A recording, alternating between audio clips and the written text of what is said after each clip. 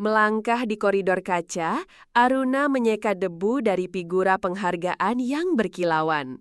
Gema tawa para petinggi dari balik pintu kantor kedap suara menusuk kesunyian pekerjaan fisiknya yang tak dihargai.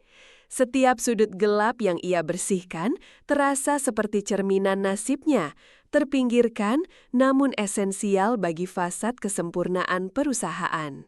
Di kantin mewah, Aruna makan sendiri di meja kecil sudut. Piring melamin di tangannya terasa dingin. Tatapan merendahkan dan bisikan tersembunyi dari karyawan lain menancap, seolah statusnya adalah noda yang pak terhapuskan.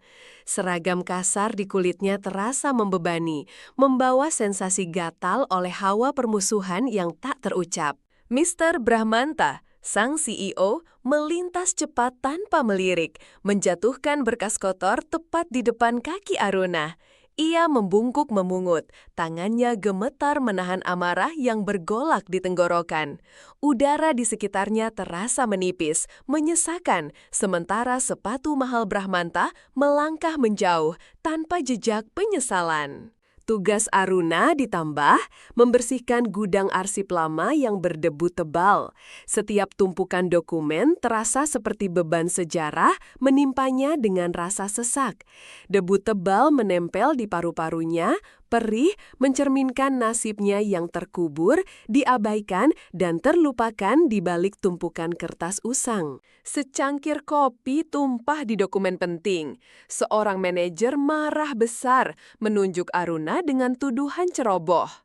Ia menunduk dalam, wajahnya memerah menahan hinaan yang membakar.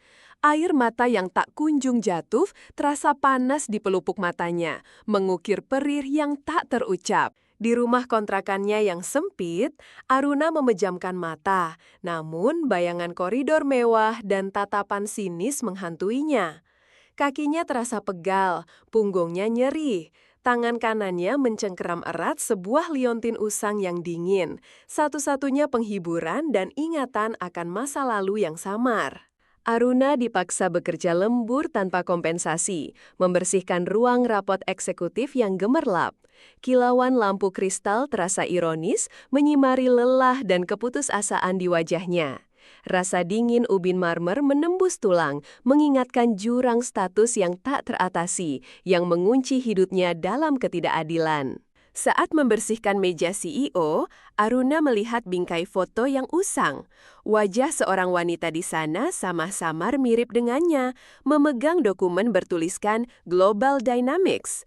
Sebuah memori samar melintas di benaknya, sebuah bisikan dari masa lalu yang terkubur, mengguncang hatinya dengan kebingungan dan firasat. Di bawah meja CEO, sebuah laci rahasia terbuka sedikit, memperlihatkan isinya.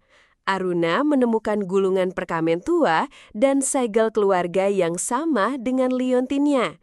Detak jantungnya berpacu tak karuan, merasakan benang merah takdir yang mulai terurai. Udara di sekitarnya tiba-tiba terasa penuh potensi dan harapan yang membara. Di rumahnya yang sepi, dengan penerangan seadanya, Aruna membongkar gulungan itu.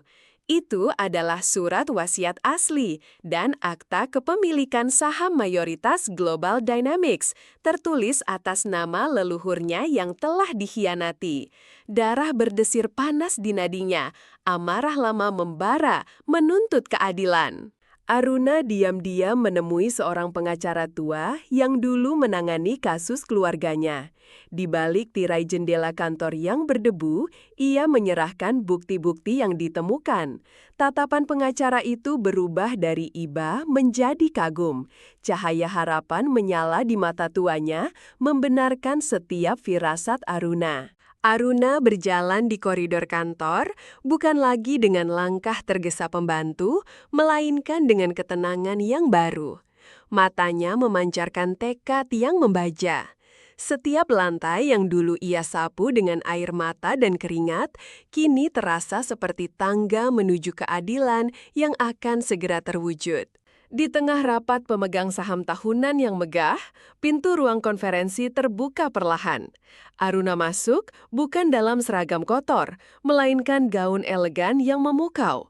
Ia berjalan tenang menuju podium, memegang dokumen-dokumen penting. Mr. Brahmanta menatapnya, wajahnya memucat pasi, keringat dingin membasahi pelipisnya. Kamera pers berkelap-kelip tak henti. Aruna duduk di kursi CEO, kini miliknya. Ruangan itu terasa dingin dan kosong dari kegembiraan yang membuncah. Ia memandang keluar jendela, ke kota yang gemerlap, lalu pada seragam lamanya yang terlipat rapi di sudut meja. Kemenangan ini adalah kelegaan, namun juga pemingat akan luka lama, meninggalkan jejak kesunyian yang dalam dan tak terhapuskan.